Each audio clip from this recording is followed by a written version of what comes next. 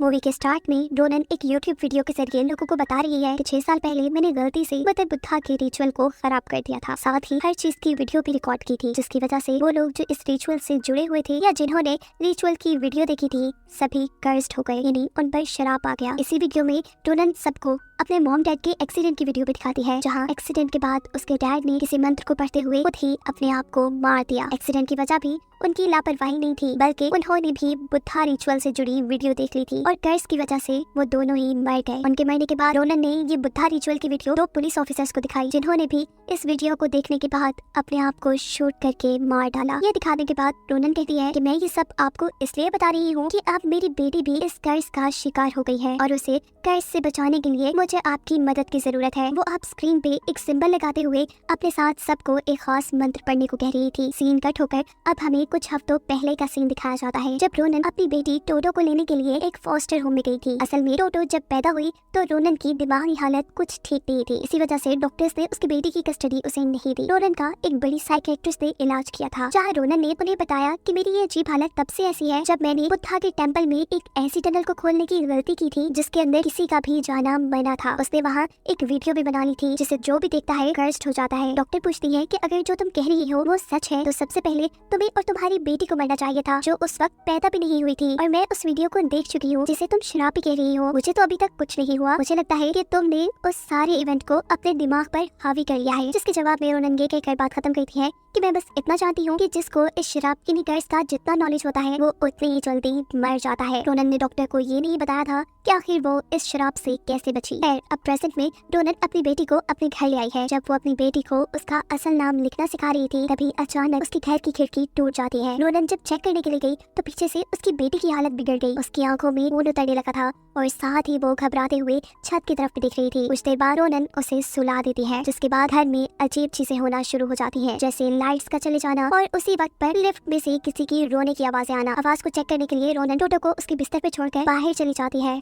और पीछे से टोटो अपने बिस्तर से गायब थी। दिखाया जाता है कि टोटो अब ऐसी हालत में है जैसे किसी ने उसको अपने काबू में कर लिया हो और वो जोर जोर से अपना नाम चिल्ला रही थी। साथ ही उसके खिलौने भी जुड़कर उस सिंबल की शक्ल में आ गए थे, जिसे रोनन ने पहले सीन में अपनी वीडियो में भी दिखाया था। अगले दिन रोनन जब ऑफिस जाती है तो अचानक उसके सामान में बहुत सारे कीड़े आ जाते हैं। ये सब उसकी कलीग देखकर घबरा गए थे और इस वजह से रोनन को जॉब से निकाल दिया जाता है। इसी टाइम पर उसे टोटो के स्कूल से कॉल आती है, जिसने एक बच्चे को काट कर उसके पाँव में जख्म कर दिया था। स्कूल वालों से माफी मांगते हुए रोनन टोटो को घर ले आती है और नोटिस करती है कि टोटो छत पर किसी चीज को देख कर डर रही है। वो टोटो को रिलैक्स करने के लिए ऐसा ड्रामा करती है कि जैसे उसने उस मॉन्स्टर को मार दिया है जो टोटो को डराता था। पर इस टाइम सच में हमें रोनन के घर किसी साय को दिखाया जाता है। कुछ दिन गुजरने के बाद टोटो की टीचर भी रोनन से शिकायत करते हैं कि उसका स्कूल में बिल्कुल ध्यान नहीं है। वो बस छत की तरफ देखती रहती है, ये जानने के लिए कि उसकी बेटी को अकेले में क्या नजर आता है। रोनन ने उसके टॉयज में कैमरा फिट कर दिए थे, जिनके अंदर रिकॉर्ड हुआ था एक भूतिया हाथ जो टोटो की तरफ बढ़ रहा था और इसी को देख कर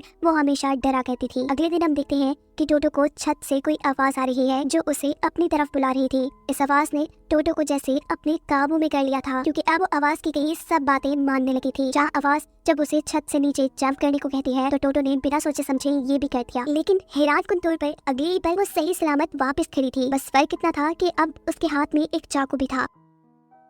टोटो इस चाकू के जरिए छत पर बनी एक कमरे का दरवाजा खोलती है, जो कमरा देखने में ही काफी खौफनाक लग रहा है। यहाँ काफी मूर्तियां रखी थी और रेड लाइट जल रही थी। टोटो को यहाँ एक कैमरा मिलता है। जब रोनन उसे ढूंढते हुए इस कमरे तक आई तो उस टाइम टोटो कैमरा में एक वीडियो को देखते हुए वही मंत्र पढ़ रही थी, जिसे मूवी के स्टार्ट में रोनन ने अपने व्यूअर्स को पढ़ने के लिए कहा था। ऐसा करते देखकर रोनन टोटो को डांटती है। अब टोटो की हालत भी काफी खराब हो चुकी थी। रोनन उसे लेकर इमरजेंसी में हॉस्पिटल आती है और डॉक्टर टोटो को चेक करने के बाद बताती है कि किसी बड़े सदमे की वजह से टोटो पैरालाइज हो गई है और अब वो जिंदगी भर चल नहीं पाएगी। ये जानने के लिए कि आखिर रोनन और टोटो के साथ ये सब क्या हो रहा है, कहानी शिफ्ट होती है 6 साल पहले, जब रोनन अपने 2 दोस्तों के साथ भूत प्रेत की सच्चाइयों से रिलेटेड एक चैनल चलाती थी और आज वो एक ऐसी टनल को खोलकर उसकी हकीकत सबके सामने लाने वाली है जिसे खोलना किसी भी इंसान के लिए मना है। और ये वही टनल है जहाँ से रोनन के कर्ज की शुरुआत हुई थी। ये गाँव रोनन के दोस्तों का था, जहाँ ये लोग कई साल बाद किसी फैमिली रिचुअल के लिए आए थे। ये लोग अंदर जाते हैं और इनसे पर्चियों पर इनके नाम लिखवाए जाते हैं। गाँव वाले लोगों के मुताबिक अब इन तीनों के नाम मदर बुद्धा को गिफ्ट कर दिए गए थे और बुद्धा को ये सब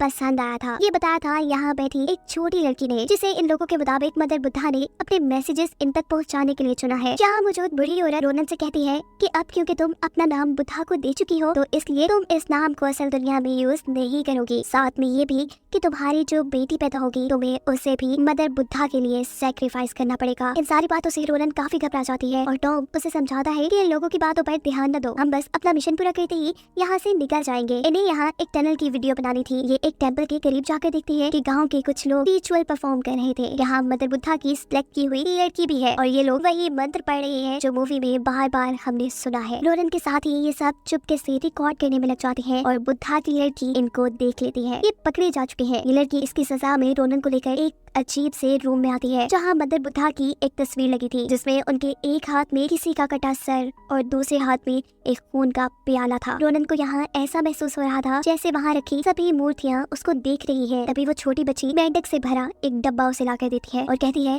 कि इन मेंढकों को अपने कान खिला दो। अब उसने ये भी नोटिस किया था कि इस बच्ची का भी एक कान नहीं है और बच्ची इस बारे में बताती है कि बचपन में इस गाँव में सुकून लाने के लिए मदर बुद्धा की ब्लेसिंग लेने के लिए मेरे एक कान को मदर बुद्धा की भेंट चढ़ा दिया गया। मदर बुद्धा को खुश करने के लिए तुम भी ऐसा ही करो। इन्हीं बातों के दौरान अचानक इस कमरे में रखी सभी मूर्तियों का मुंह मुड़कर रोनन की तरफ आ जाता है और ये बच्ची सब नॉर्मल करने के लिए रोनन को छुपा लेती है। जहाँ रोनन के साथियों को भी गाँव वालों ने कोई भी ऐसी हरकत ना करने के लिए वार्न कर दिया था, ये कहते हुए कि इसका नतीजा बहुत गलत हो सकता है। लेकिन इन पर तो गाँव वालों की किसी बात का कोई असर ही नहीं था और आधी रात होने पर ये लोग अब गाँव की मशहूर टनल की सच्चाई जानने के लिए उसके टेम्पल के पास पहुँच चुके थे। जहाँ वही छोटी बच्ची शदीद सर्दी में इन्हें लेटी हुई दिखाई देती है। उसके चेहरे पर काफी सिंबल्स भी बने हुए थे। ये लोग अब फाइनली टनल का दरवाजा तोड़ चुके थे, जो कहते ही उन्हें बेशुमार बच्चों के रोने की आवाज़ें सुनाई देने लगती हैं और अब तो रोनन की तबीयत भी खराब होना शुरू हो गई है। इसलिए रोनन को छोड़कर उसके दोनों साथी टनल के अंदर जाते हैं और कुछ ही देर बाद उनकी जोरदार चीख रोनन को सुनाई पड़ती है। अचानक रोनन का एक साथी ये चिल्लाते हुए बाहर आ जाता है कि हमें यहाँ नहीं जाना चाहिए था, टनल को नहीं खोलना चाहिए था। रोनन का हस्बैंड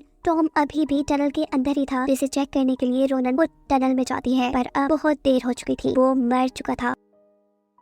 अंदर टनल में जो कुछ हुआ था वो रोनन के साथियों के कैमरा में रिकॉर्ड हो चुका था, जिसे मदर बुद्धा की सिलेक्ट की हुई बच्ची रोनन से लेकर तोड़ने की कोशिश करती है पर रोनन इस कैमरा को बचा लेती है। टनल के बाहर इसी श्राप की वजह से गांव के सभी लोग पागल हो होकर मरते जा रहे थे, जिनकी बॉडी के ऊपर अब अजीब सिंबल भी बने हुए थे। यहाँ रोनन का वो साथी जो टनल से निकला था वो अपने आप को ही मार चुका था और बस एक रोनन ही जिंदा बची थी जो किसी तरह अपने आप को बचाकर इस गाँव से निकाल लेती है। सीन दोबारा उस टाइम में शिफ्ट होते हैं जब रोनन की बेटी बीमार है। रोनन जानती है कि उसने वही कर्स वाली वीडियो कैमरा में देख ली है और अब वो मदर बुद्धा के कर्स में आ गई है। उसकी हालत ज्यादा खराब होने की वजह से रोनन से दोबारा उसकी कस्टडी ले ली गई थी, पर उसका इलाज क्योंकि सिर्फ रोनन ही जानती थी, इसीलिए वो अपनी बेटी को हॉस्पिटल से किडनैप करके एक मदर बुद्धा के टेम्पल में आती है ताकि टोटो पे लगे कर्स को तोड़ा जा सके। यहाँ के लोग उनसे कहते हैं कि हम ये काम कर तो देंगे पर हमारे रिचुअल के दौरान कोई भी 7 दिन तक टोटो को कुछ नहीं खिलाएगा। अगर उसने कुछ खा लिया तो रिचुअल का असर उल्टा हो जाएगा और सब खत्म हो जाएगा। इस टाइम तो रोनन मान जाती है, लेकिन 3 दिन गुजरने के बाद जब टोटो की हालत काफी खराब हो गई थी, उसकी बॉडी पर होल्स हो रहे थे ऐसे जैसे उसकी बॉडी सड़ रही हो। जब भूख के मारे वो चिल्लाने लगती है तो रोनन को तरस आ जाता है और वो उसे पाइनएप्पल खिला देती है। उसके ऐसा करने पर टोटो की हालत और भी ज्यादा बिगड़ जाती है, जिससे लेकर वो फौरन टेंपल में आती है तो मोंग की असिस्टेंट उसे कहती है कि तुमने जो किया बहुत गलत किया, तुम्हें उसे कुछ नहीं खिलाना चाहिए था। अब भुगतो जो हो रहा है। दिखाया जाता है कि मोंग की मौत हो चुकी है और कुछ ही देर में असिस्टेंट की बॉडी भी सड़कर वो भी मर जाती है। अपनी बेटी को रोनन हॉस्पिटल ले जाती है जहाँ उसे मालूम हुआ है कि टोटो अब कोमा में जा चुकी है। टोटो के फोस्टर होम वाले डैड टोटो से काफी प्यार करते थे। रोनन उनको टोटो पे आए सारे कर्स की कहानी बता चुकी थी और वो अब इस सब का हल निकालने के लिए कैमरा में मौजूद वीडियोस देखने के बाद वो कुछ सर्च करके रोनन को बताती है कि बुद्धिज्म में जो प्रे करने के लिए साइन बनाया जाता है उसका मतलब है कलेक्ट करना, दुआएं यानी ब्लेसिंग्स इकट्ठी करना, और उसका ही उल्टा साइन ये लोग वीडियो वाले रिचुअल में भी बना रहे थे, जिसका मतलब है कर्स यानी शराब को फैलाना। और जो गाँव वालों के मुंह पर मरते वक्त सिंबल्स थे वो भी एक राइटिंग है जिसे ट्रांसलेट यूनान के एक मोंग ही कर सकते हैं। दिखाया जाता है कि जैसे जैसे ये लड़का कर्स का पता चला रहा था उसकी तबीयत बिगड़ती जा रही थी, पर उसने हार नहीं मानी थी और वो यूनान के मोंग के पास पहुंच चुका था। कर्स के बारे में सभी कुछ जानने के बाद जब वो ये बताने के लिए रोनन को कॉल करता है तो उस वक्त उसे छत पर कोई अजीब चीज दिखाई देती है। वो खुद को संभाल नहीं पाता वो इतना पागल हो जाता है कि अपना सर टेबल से मार मार कर अपने आप को जान से खत्म कर देता है। यानी रोनन ने डॉक्टर को सही बताया था, जो जितना इस कर्ज के बारे में जानेगा वो उतना ही जल्दी मर जाएगा। नेक्स्ट सीन में एक अजीब काम ये हुआ है कि काफी सालों बाद हॉस्पिटल के बाहर उस बच्ची को देखा गया है जिसे मदर बुद्धा ने सिलेक्ट किया था। ये बच्ची उसी हॉस्पिटल के बाहर थी जिसके अंदर डॉक्टर एडमिट थी। उसके मुंह पे बहुत से सिंबल भी बने हुए थे, जिसकी खबर को न्यूज़ पे भी चलाया जाता है। सीन यहाँ से कट होता है और अब हमें मूवी के स्टार्टिंग सीन को दिखाया जाता है, जहाँ अपने यूट्यूब चैनल के जरिए रोनन लोगों से बात कर रही है और अपनी बेटी को ठीक करने के लिए वो सबकी मदद मांग रही है, ये कहते हुए कि मेरा बोला हुआ मंत्र आप लोग भी पढ़ें। जिसके बाद वो अपने व्यूअर्स को दिखाने के लिए एक वीडियो चला देती है। ये वही वीडियो है जो रोनन के साथियों ने टनल के अंदर रिकॉर्ड की थी। अब फाइनली हमें ये देखने को मिल रहा है कि उस टनल में आखिर है क्या। इस टनल में बहुत से मिरर्स के साथ इंसानी गोश्त, बाल और दांत रखे थे। साथ ही मदर बुद्धा और उसके बच्चों की मूर्तियां भी यहाँ थी।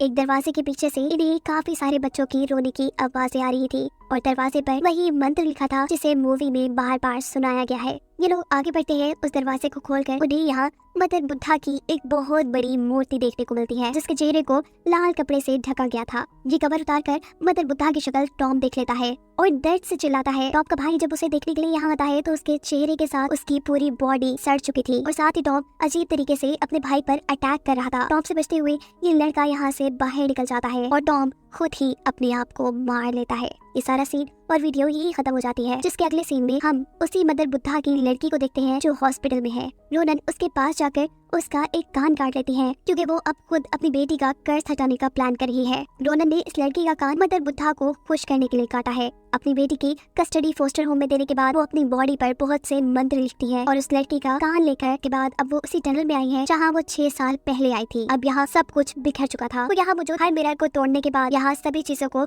सही तरीके से लगाने लगती है। दिखाया जाता है कि इस दौरान वो अपने चैनल पर लाइव थी। इस टनल में काम करने की वजह से उसकी बॉडी सड़ने लग गई थी और वो अब लोगों से यानी अपने व्यूअर्स से कहती है वो मंत्र पढ़े और वो सिंबल याद करें जो मैंने आपको दिखाया था। जिसके बाद वो अपने व्यूअर्स के लिए यहाँ यूनानी मोंक की एक वीडियो चला देती है। वीडियो में मोंक बता रहे हैं कि वो मंत्र जो ये लोग पढ़ रहे हैं वो ब्लेसिंग यानी दुआ नहीं है बल्कि एक श्राप है। मदर बुद्धा के मजहब में माना जाता है कि शराब को जितना ज्यादा पिलाया जाएगा उसका असर शराबी इंसान पर से कम होता रहेगा और जो भी वो शराबी मंत्र पढ़ रहा है वो ये कह रहा है कि अब से मेरा नाम मदर बुद्धा का हो गया है और साथ ही ये भी कि कर्ज को आगे बढ़ाने की जिम्मेदारी मैं ले रहा हूँ ताकि ये कर्ज उस इंसान को नुकसान ना पहुँचाए। और जो सिंबल रोनन बार बार मूवी में दिखा रही थी वो इसी कर्ज को बड़े पैमाने पर फैलाने के लिए है। मदर बुद्धा का चेहरा इस कर्ज को बहुत जल्दी फैलाता है, इसीलिए उस चेहरे को ढांप कर रखा जाता है। मोक ने ये सारी बातें रोनन को उस वक्त बताई थी जब वो प्रेग्नेंट थी, जिन्हें उसे सब पहले से ही पता था। वो सभी लोगों को वीडियो के जरिए मंत्र पढ़ने का इसलिए कह रही थी ताकि उसकी बेटी के ऊपर से कर्ज खत्म होकर बाकी लोगों में ट्रांसफर हो जाए। यहाँ तक कि 6 साल पहले